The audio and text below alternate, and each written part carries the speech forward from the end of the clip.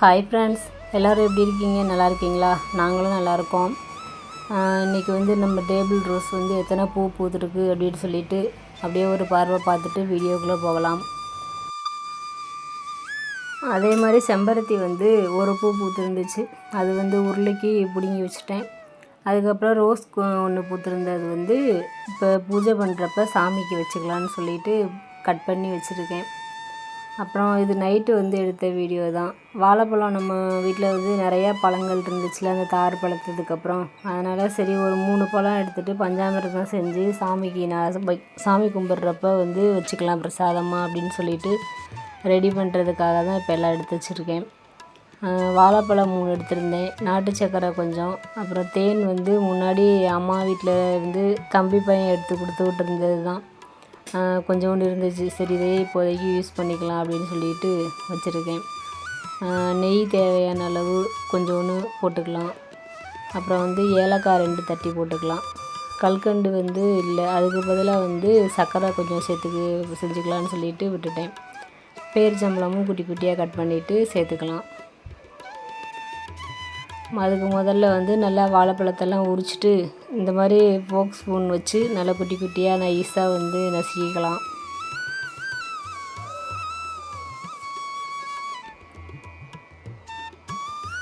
நசுக்கிட்டு அதுக்கப்புறம் நம்ம வந்து நாட்டு சர்க்கரை வந்து சேர்த்துட்டு அதுவும் நல்லா மிக்ஸ் ஆகிற அளவுக்கு வந்து இது பண்ணிக்கலாம், கிளறிக்கலாம்.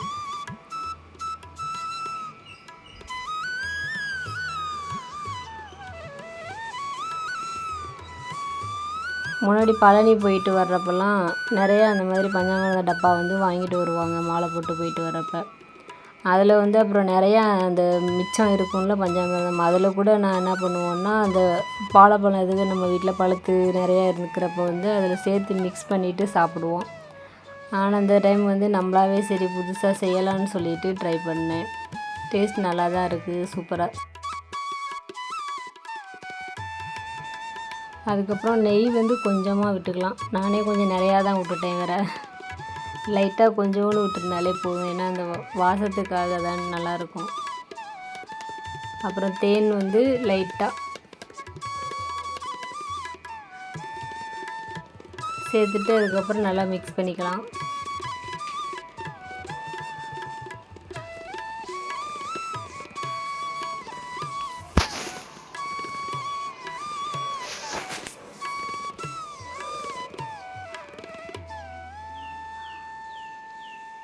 நல்லா ரொம்ப நேரம் வந்து கிளறி நல்லா மிக்ஸ் பண்ணிக்கணும்.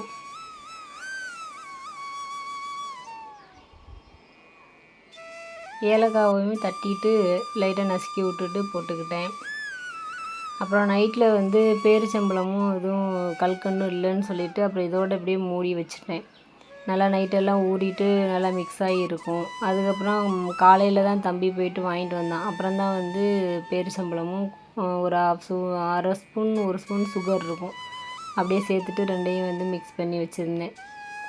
அதுக்கப்புறம் நல்லா கரைஞ்சி மெல்ட் ஆகி இருந்துச்சு. அப்புறம் ஒரு நிலைவாசலில் வந்து எல்லாமே மஞ்சள் குங்குமம்லாம் வச்சுட்டு கோலம் போட்டுட்டு சாமி கும்பிட்டுட்டு அப்புறம் பூஜை ரூமில் போயிட்டு சாமிக்கும் ரெடி பண்ணி இது பிரசாதமாக இது மாம்பழம் வாழைப்பழம் எல்லாமே வச்சுட்டு சாமி கும்பிட்டுருந்தேன். போன வெள்ளிக்கிழமை வந்து வெளியில் போயிட்டதுனால சாமி கும்பிடவே இல்லை. அதனால் ஏதோ ரொம்ப நாள் விட்டது மாதிரியே ஒரு ஃபீலிங்காக இருந்துச்சு. சரி அதனால் இன்றைக்கி வந்து சாமி கும்பிட்டுறலாம், நல்லா எல்லாமே ரெடி பண்ணிவிட்டு நிலைவாசல்லையுமே வந்து நம்ம முன்னாடி பூசியிருந்த மஞ்சள் வந்து ரொம்ப பழசாயிடுச்சு. அதுக்கப்புறம் கலரும் ஒரு மாதிரி ஆக ஆரம்பிச்சிச்சு. சரி அந்த மாதிரி இருந்தாலே பார்க்க நல்லாவே இருக்காது. அதனால் இப்போ மறுபடியும் துடைச்சிட்டு நல்லா சந்தனம் குங்குமம் எல்லாம் சந்தனம் மஞ்சள் எல்லாம் மிக்ஸ் பண்ணிவிட்டு எப்பயும் போல் நம்ம வந்து பூஜைக்கு ரெடி பண்ணிக்கலாம் அப்படின்னு சொல்லிட்டு ரெடி பண்ணியிருந்தேன். இது காலையில் வந்து பேரிச்சம்பழமும் கொஞ்சமாக சுகரும் சேர்த்துட்டு மிக்ஸ் பண்ணிக்கிட்டேன்.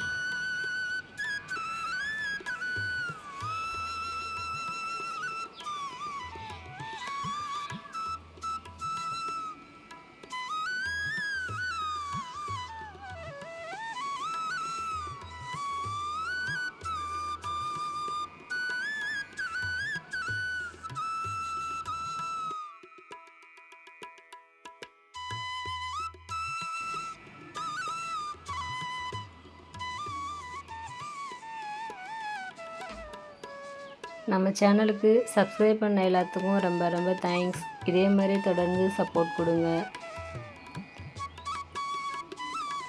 அப்புறம் நிலைவாசல் வந்து தொடச்சிட்டு மறுபடியும் புதுசாக மஞ்சள் எல்லாம் தடவிட்டு கோலம் போட்டுட்டு நம்ம வந்து சூடம் சாம்பிராணி மட்டும் காமிச்சிக்கிட்டேன்.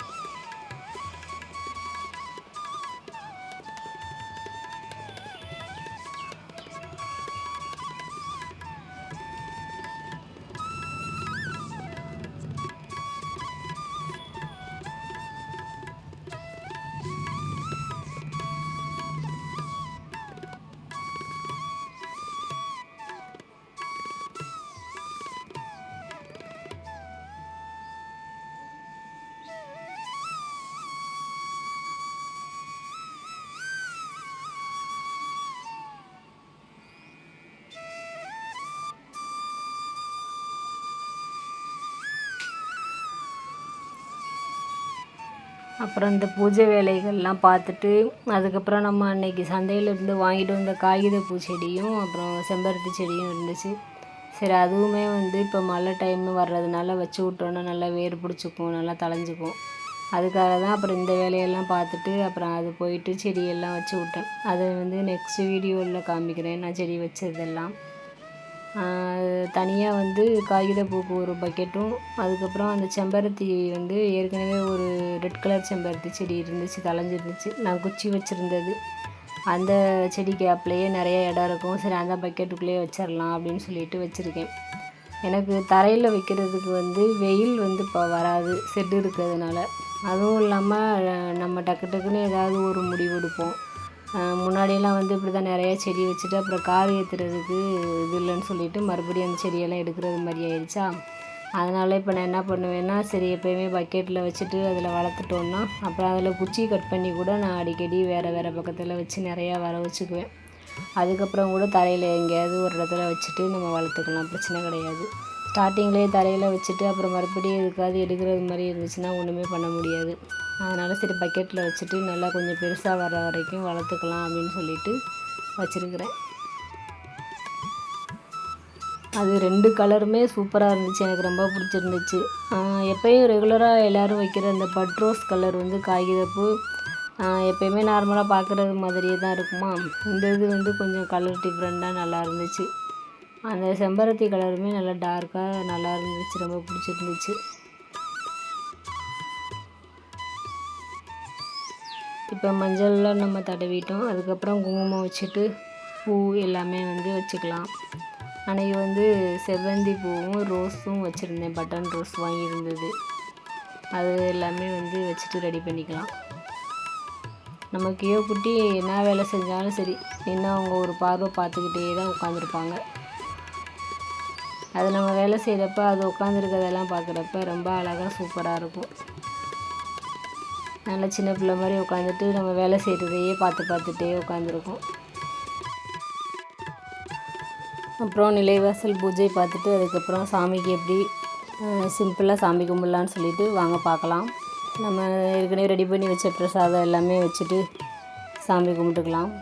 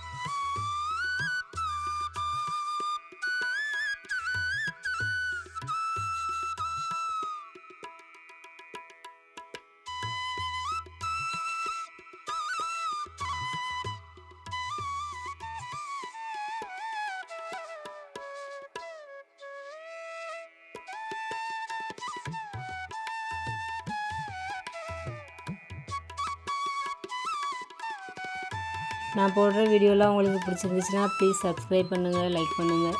தேங்க்ஸ் ஃபார் வாட்சிங்.